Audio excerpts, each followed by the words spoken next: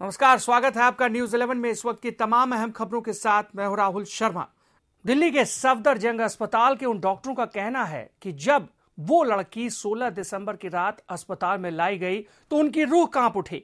जिस तरह की कंडीशन में उन्होंने बलात्कार के शिकार उस अबला को देखा, उनकी आत्माओं के रोंगटे खड़े हो गए और कहीं ना कहीं उसके बाद पूरे देश में एक तरह से कह सकते हैं विरोध का सूत्रपात हो गया है।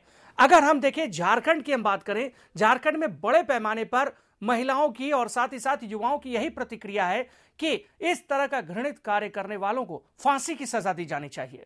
हम गुजारिश करते हैं अपने झारखंड के तमाम दर्शकों से कि अगर आपके भी बगल में है कोई दामिनी, आपके घर में, आपके बाहर या कहीं भी रहती है कोई दामिनी, कोई भी महिला, अगर वो सुरक्षित नहीं है, अगर उसके साथ किसी तरह का कोई अत्याचार हो रहा है, तो निकटवर्ती पुलिस थाने में आप उसकी शिकायत वाद दर्ज करा सकते हैं, न्यायालय में जा सकते हैं या फिर मीडिया को संबोधित कर सकते हैं, उससे मिल सकते हैं। दामिनी इस बीच हमारे साथ नहीं है, लेकिन वो हमारे लिए एक जज्बा बनाकर गई है कि इस देश में महिलाओं को अब पूरी तरह से सुरक्षित बनाना है।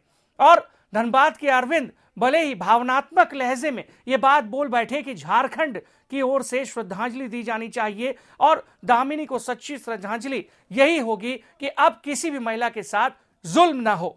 हमारे तमाम दर्शक हमें कॉल कर रहे हैं और अपनी प्रतिक्रिया जाहिर कर रहे हैं। जब देश की राष्ट्रीय राजधानी दिल्ली में महिलाएं सुरक्षित नहीं हैं, तो भला देश के अन्य इलाकों में कैसे हो पाएंगे। रांची से हमारे साथ अश्विनी जुड़ चुके हैं। अश्विनी जी, कैसे देंगे श्रद्धांजलि दामिनी को आप?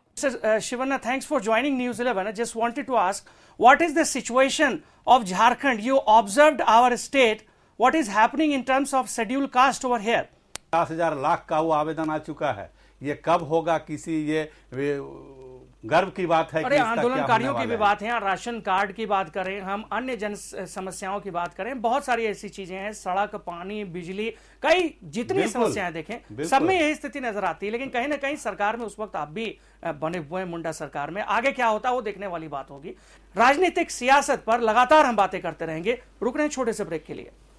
झारखंड की धरती एक बार फिर हॉकी के रंग में रंग गई है। सेमीफाइनल में जैसे ही रांची राइनोज ने जंग जीती, रांची वासियों की आस बन गई है कि दिल्ली वेब राइडर्स को हराकर रांची राइनोज अपनी शान बरकरार रखेगी और क्रिकेट की तरह हॉकी भी रांची को जीत का तोहफा देगी। इस बुलेटिन में मेरे साथ फिलहाल इतना ही। दीजिए इजाजत, नमस्कार।